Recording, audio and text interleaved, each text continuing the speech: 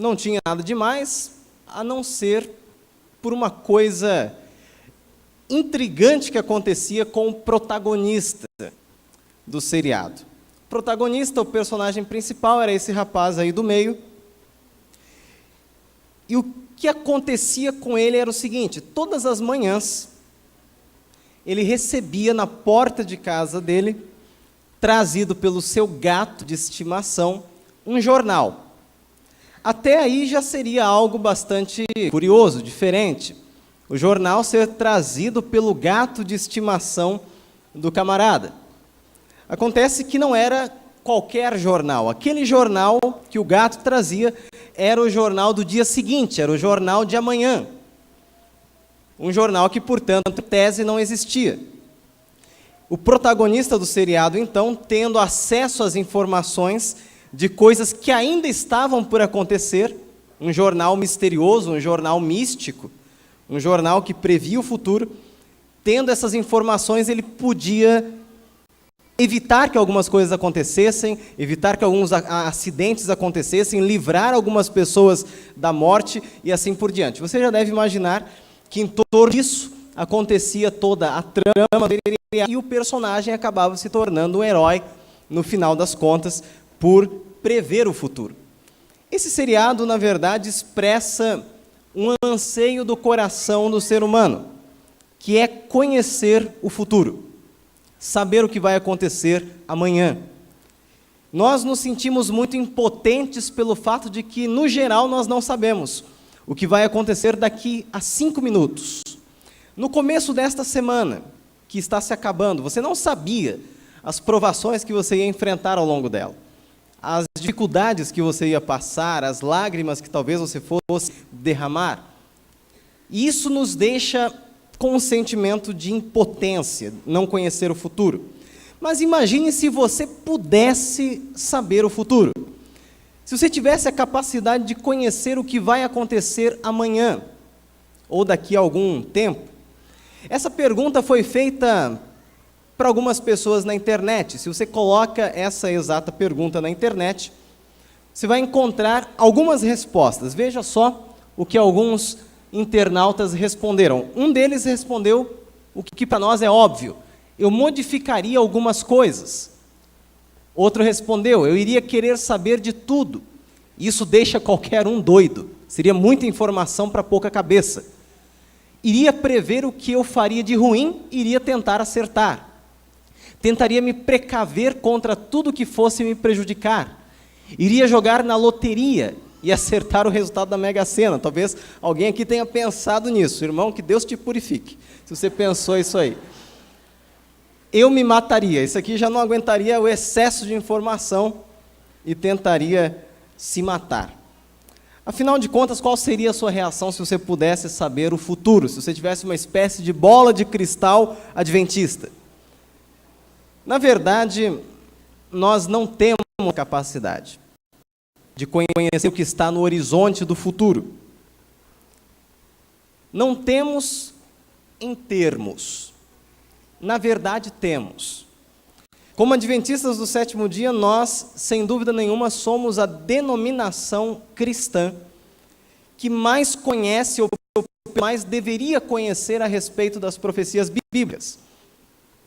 Na palavra de Deus, por meio de seus profetas, Deus nos deu conhecimento suficiente para saber quais serão os principais acontecimentos que ainda irão ocorrer na história até a volta de Jesus. Portanto, eu quero dizer para você que você pode sim conhecer o futuro, pelo menos o que mais interessa com relação ao que ainda vai acontecer. E onde está esse conhecimento? Ele está na palavra do Senhor.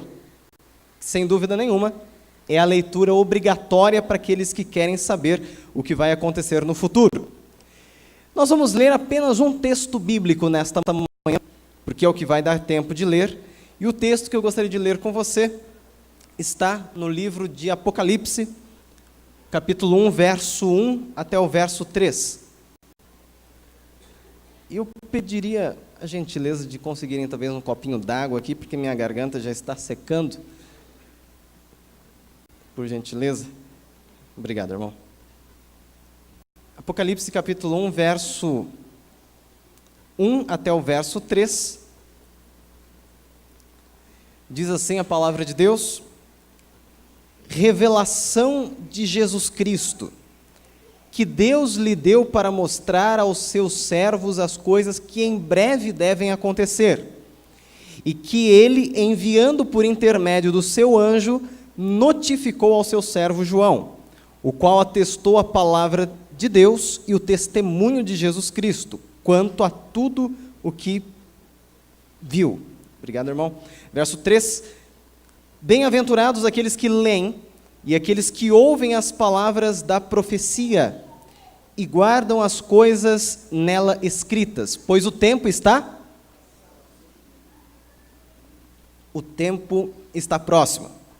Perceba que no verso 3 existe uma bênção prometida para aqueles que estudam as profecias.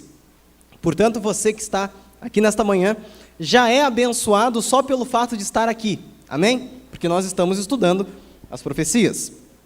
Então, a primeira leitura obrigatória para aquele que quer entender o que vai acontecer no futuro, de acordo com a palavra de Deus, é a Bíblia, obviamente. Nós temos 2 livros na Bíblia que, mais do que todos os outros, falam sobre profecias do tempo do fim. Quais são esses livros? Daniel e Apocalipse. Mas além da Bíblia, além desses livros que eu mencionei, eu quero recomendar a vocês 3 livros. Existem muitos livros que falam sobre escatologia, sobre o estudo dos eventos finais, mas eu quero recomendar 3 para você. O primeiro deles, de Ellen White, o livro Grande Conflito. Essa leitura, seja o livro condensado, seja o livro integral, é uma leitura obrigatória para todo adventista que quer saber o que vai acontecer no tempo do fim. Segunda leitura obrigatória, o livro Eventos Finais. É o suprassumo de tudo que Ellen White escreveu a respeito dos últimos acontecimentos. E um terceiro livro, que não é de Ellen White, mas é muito importante também, é o livro Preparação para a Crise Final, de Fernando Chay. 3 livros que eu recomendo para você. Uma vez feitas essas recomendações, vamos àquilo que nos interessa. Vamos estudar nesta manhã. Vamos fazer um panorama, na verdade. Vamos sobrevoar, como se estivéssemos sobrevoando de helicóptero, as principais profecias da Bíblia com relação ao tempo do fim. E nós vamos ver, de maneira resumida, quais são os acontecimentos que estão por vir de agora até a volta de Jesus, de acordo com a Bíblia e de acordo com os escritos de Ellen White. E por que eu decidi trazer esse tema para vocês? Porque, como eu disse para vocês no começo, nós, sem dúvida nenhuma, somos o povo que mais conhece as profecias. São tantas profecias, são tantos detalhes, são tantos acontecimentos, são tantas informações, que às vezes isso dá um nó na nossa cabeça. E você começa a embaralhar as coisas, você não sabe o que vai acontecer primeiro. Se é o decreto dominical, se é o fechamento da praça, se são as pragas, se é o Armagedon, o que vai acontecer, qual é a ordem das coisas. Se esse é o seu problema, se você também tem esse problema, todos nós, nenhum de nós tem uma memória prodigiosa, eu quero dizer que hoje os seus problemas acabaram, porque nós vamos ver de modo panorâmico a ordem das profecias. E você terá a oportunidade depois de ter esse material em casa. Vamos entender, vamos imaginar que essa linha, e eu peço que aumentem a tela novamente, essa linha que está ali, ela seja a linha do tempo. A linha do tempo. Nós vamos estabelecer 3 pontos de referência. E ao redor desses 3 pontos de referência, nós vamos construir todo o nosso raciocínio e toda a nossa visão a respeito dos últimos acontecimentos. Então, o primeiro ponto de referência, ou o primeiro eixo que eu gostaria de estabelecer com você aqui, é o hoje, o momento presente, o agora, este momento em que você e eu nos encontramos. O segundo ponto de referência que eu quero estabelecer com você é o fim do tempo da graça. Então, em algum momento, de agora em diante, a porta da graça vai se fechar. O tempo de oportunidade vai acabar. Esse é outro eixo, outro ponto de referência que eu quero estabelecer com você. E um terceiro ponto de referência é a volta de Jesus. Então, grave bem esses 3 pontos de referência. Deles depende todo o nosso sistema de profecias que nós vamos estruturar a partir de agora. Uma outra informação que eu quero passar para você. Divida aí na sua cabeça, na sua mente, esse gráfico em 2 partes, em 2 metades. Imagine que na metade do lado esquerdo, essa parte de cá, tudo o que acontece desse lado aqui é mais ou menos simultâneo. Eu vou colocar um acontecimento depois do outro por uma questão didática, para que você entenda. Mas todos os acontecimentos desse lado são mais ou menos simultâneos, eles acontecem mais ou menos ao mesmo tempo. Os acontecimentos do outro lado, aí sim, eles têm uma sequência, um após o outro. Ok? Então vamos começar. Qual é o primeiro evento que nós temos aqui deste lado? Nós temos ali, talvez você não esteja conseguindo enxergar, mas está escrito reavivamento e reforma. E o texto base é o texto de Joel, capítulo 2, a partir do verso 12. Ali, o profeta do Senhor, se você quiser abrir, pode ficar à vontade, mas nós não vamos ler agora. Ali, o profeta do Senhor dá a entender que no contexto do tempo do fim, antes da volta de Jesus, antes do fim de todas as coisas, haveria um despertamento do povo de Deus, um reavivamento entre o povo do Senhor. Lembre-se que lá no livro do Apocalipse, a última igreja daquele período de 7 fases, de 7 igrejas, é chamada de igreja de Laodiceia. Qual é a característica principal dessa igreja? Ela é uma igreja morna, uma igreja que não é nem fria nem quente. Essa é a característica da igreja deste tempo em que vivemos. Mas graças a Deus essa não será a situação da igreja até o fim, porque há uma previsão na Bíblia de que o povo de Deus vai se levantar, amém? O povo de Deus vai se despertar. Esse reavivamento e reforma já está acontecendo, mas não em sua plenitude. É outra característica das profecias deste lado do gráfico, elas já estão começando a se cumprir, embora não estejam se cumprindo ainda em sua plenitude. Uma terceira característica das profecias do lado de cá do gráfico é a seguinte: essas profecias do lado de cá, elas, mais do que todas as outras, elas são condicionais. O que significa isso? Eu posso escolher que essa profecia ou essas profecias se cumpram na minha vida ou não. Por exemplo, o reavivamento e reforma. Deus não vai pegar você pelo pescoço, nem eu, e vai dizer, amigo, amiga, é hora do reavivamento. Deus não vai fazer isso. O reavivamento é apenas para aqueles que querem. A reforma é apenas para aqueles que querem. Se você quiser, essa profecia pode se cumprir na sua vida. Amém? Essa é a grande boa notícia. Depois do reavivamento e reforma, ou mais ou menos simultaneamente ao reavivamento e reforma, nós temos o selamento. O texto bíblico que serve de base é Efésios capítulo 1, verso 13, e capítulo 4, verso 30, e também Apocalipse capítulo 7.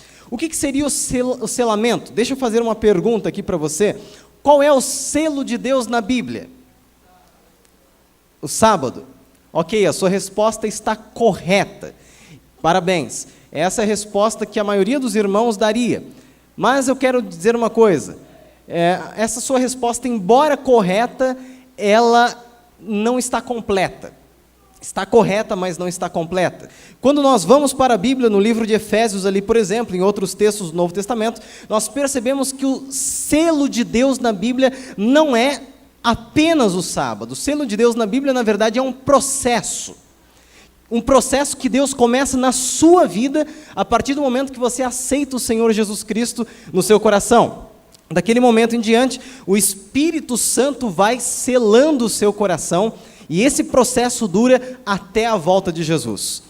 Você vai sendo marcado como alguém que pertence ao Senhor. E esse selamento, ele tem uma consequência, um resultado. Uma vez que você é marcado pelo Senhor, pelo Espírito Santo, selado como pertencendo a Deus, será uma vontade do seu coração ser obediente a quê? Aos mandamentos de Deus. E, consequentemente, você vai guardar o sábado. E nós sabemos que no contexto do tempo do fim, o sábado será um sinal determinante que vai distinguir os que são fiéis ao Senhor e aqueles que não são. Então, qual seria a melhor resposta da próxima vez que alguém perguntar para você qual é o sinal de Deus? Você diz o seguinte, na verdade, você diz que o selamento é um processo que o Espírito Santo efetua no seu coração, do qual o sábado é um sinal, ou do qual o sábado faz parte. Percebe isso? Então, esse segundo evento, o selamento, já está acontecendo e vai se intensificar à medida que nós nos aproximamos dos últimos eventos. Próximo acontecimento, a chuva serôdia. Qual é o texto que serve de base? Também Joel capítulo 2. Esse livro, esse texto de Joel e outros textos da Bíblia, utilizam a chuva serôdia como uma metáfora para falar de um segundo derramamento do Espírito Santo de forma massiva sobre a igreja de Deus. Eu quero perguntar a você, qual foi o primeiro derramamento do Espírito Santo? No Pentecostes, lá, o Espírito Santo foi derramado de forma extraordinária e tamanho foi o poder com o qual Deus batizou os seus filhos, que num só dia, por meio de um único sermão, quantas pessoas se converteram? 3.000 pessoas. Sabe por que nós estamos penando ainda bastante neste mundo? Tentando encher nossas igrejas, porque nós ainda não temos a plenitude do poder do Espírito Santo. Quando nós recebermos esse poder, o segundo derramamento do Espírito Santo, nós poderemos fazer, sem dúvida nenhuma, como Pedro, que com apenas um sermão converteu milhares de pessoas. Por que nós precisamos desse poder? Porque se for depender de mim e de você, para a obra de Deus ser concluída, sabe quando ela vai ser concluída? Nunca. Nunca. Nunca. Se Jesus for depender de nós e apenas de nós para voltar, sabe quando ele vai voltar? Nunca. Por isso, e graças a Deus, nós não estamos sozinhos. Deus vai derramar a chuva serôdia e essa chuva serôdia é que vai capacitar o povo de Deus a pregar o Evangelho e terminar a obra do Senhor. E aqui nós temos o próximo acontecimento, chamado de alto clamor. O texto base para isso aqui está no livro de Mateus. No livro de Mateus, no capítulo 24, verso 14, ali você conhece o texto, diz: este evangelho do reino será pregado a quantas pessoas? Todas as pessoas, em quantas partes do mundo? Em todo o mundo, então virá o fim. Essa pregação total, essa pregação todo abrangente, que alcança o mundo inteiro, ela é um dos acontecimentos do tempo do fim e que está atrelado invariavelmente, intrinsecamente ao acontecimento anterior. Nós vamos receber o batismo do Espírito Santo e com esse poder nós vamos pregar o Evangelho ao mundo inteiro. Novamente eu digo para você que isso já está se cumprindo, mas não ainda em sua totalidade. Próximo acontecimento, e essa é a parte triste da história. Esse é o episódio triste para a igreja. Nós chamamos esse momento de sacudidura. E a base bíblica para isso está em Amós capítulo 9, verso 9, e em Mateus capítulo 13, a partir do verso 24. A Bíblia diz que o povo de Deus vai ser peneirado em algum momento. Quantos aqui já trabalharam na roça peneirando cereal? Deixa eu ver aqui, as mãos. Ok? Então tem gente experiente aqui que sabe como é que se peneira cereal. Você pega a peneira, me ajudem aí se eu estiver errado. Está ali o cereal com um monte de palha, sujeira, e o que o rapaz ali faz? Ele joga para cima o cereal e o vento tira o quê? A palha, a sujeira. Depois cai na... deu branco? Na peneira, o cereal purificado da palha, purificado da sujeira. Infelizmente haverá necessidade de um peneiramento do povo de Deus. Alguns fatores vão ser responsáveis por esse peneiramento. O primeiro deles, as tribulações. À medida que nos aproximamos da volta de Jesus e as tribulações e as perseguições começam a acontecer na igreja, muita gente não vai suportar a perseguição e vai sair. Outra coisa que vai arrastar multidões, as heresias, os falsos ensinamentos. E isso já está acontecendo. Tem muita gente trocando a doutrina adventista que conhece pela primeira doutrina espúria que encontra em qualquer esquina, em qualquer igrejinha de esquina, que não prega as doutrinas fiéis à palavra do Senhor. Por que as pessoas estão fazendo isso? Porque não estão enraizadas na palavra de Deus. Nós já estamos começando a experimentar uma pequena sacudidura, mas isso vai se intensificar à medida que a perseguição aumenta e à medida que as heresias se tornam mais apelativas. E a partir de agora, a coisa começa a apertar, a corda começa a apertar. Como diz o pessoal por aí, o bicho começa a pegar a partir de agora. Esse momento do gráfico, esse momento da profecia, nós podemos chamar de mini tempo de angústia, ou podemos chamar de tempo de angústia prévio. Lá no livro de Lucas, no capítulo 21, verso 25 e 26, e nos escritos de Ellen White, como por exemplo no livro Primeiros Escritos, página 85 e 86, tanto a Bíblia quanto Ellen White dá a entender que antes do tempo de angústia grande, antes do tempo de angústia pesado mesmo, haverá um mini tempo de angústia. Um momento em que as nações estarão em revolução, as pessoas estarão em alvoroço, e a perseguição ao povo de Deus começará. E qual será, provavelmente, o ponto de partida desse mini tempo de angústia? Será o próximo evento que nós vamos ver, o chamado decreto dominical. Perceba no gráfico que o decreto dominical ele serve como ponto de partida, como start, para dois acontecimentos. Primeiro deles, nós acabamos de ver esse tempo de angústia prévio, que dura mais ou menos ali até o fechamento da porta da graça. E outro evento que o decreto dominical inicia é a perseguição contra o povo fiel do Senhor. O que seria esse tal de decreto dominical? Nós não temos tempo para explicar detalhadamente, mas de acordo com Apocalipse capítulo 13, é o resultado da junção entre dois poderes demoníacos, que na profecia são conhecidos como primeira e segunda besta, ou a besta que emerge do mar e a besta que emerge da terra. Depois você pode pesquisar melhor a respeito disso. Eu recomendo um livro da Casa Publicadora, depois vocês podem falar com a Aline para ela providenciar para vocês, de graça ou não, depende da conversa que você tiver com ela. O título do livro é Apocalipse 13. Tá ok? Apocalipse 13, de Marvin Moore, é um livro fantástico que explica em detalhes esse acontecimento. Mas o fato é que, em função dessa junção desses dois, haverá um decreto. Esse decreto vai perseguir todos aqueles que não se enquadrarem no estilo de adoração estabelecido pela besta do mar e pela besta da terra. E esse estilo de adoração inclui a guarda do falso sábado, do falso dia de adoração. Ellen White, nos seus escritos, dá a entender que essa será a hora do povo de Deus começar a fugir. Esse será o momento do povo de Deus começar a abandonar os grandes centros urbanos. Portanto, será o momento de você que mora em São Paulo, sair de São Paulo. Mas calma, não precisa arrumar suas malas hoje à noite ainda, porque ainda não é o momento de você sair. Tem muita gente já desesperada, fazendo um alvoroço, dizendo que já é hora de sair dos grandes centros urbanos. Não.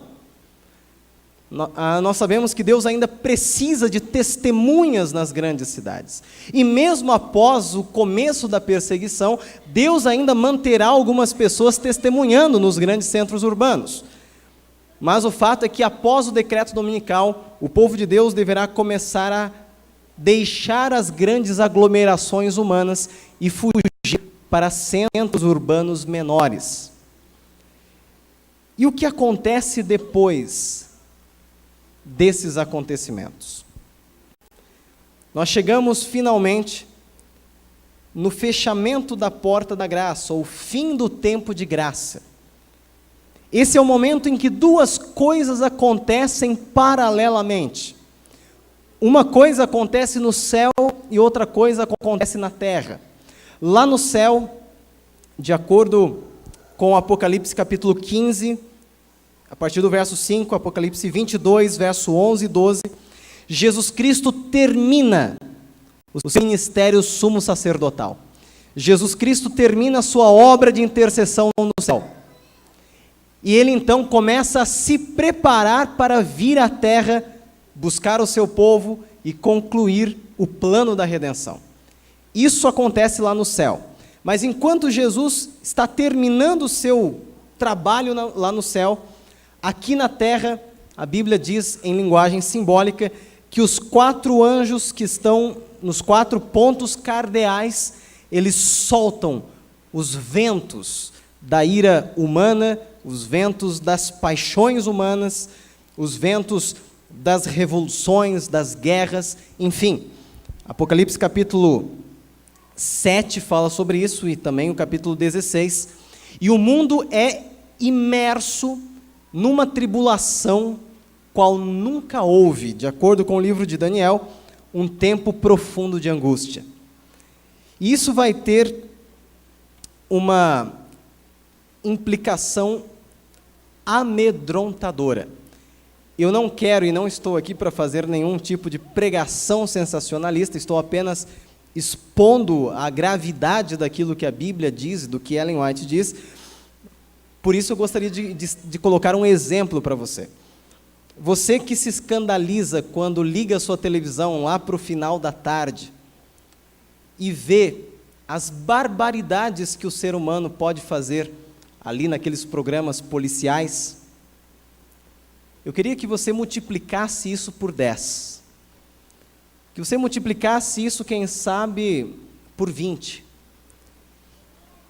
E por que você está dizendo isso, pastor? Pelo seguinte: todas essas barbaridades que você vê o ser humano fazendo hoje em termos de assassinato, de crueldade, de falta de amor, isso o ser humano está fazendo apesar de o Espírito de Deus ainda estar trabalhando no coração.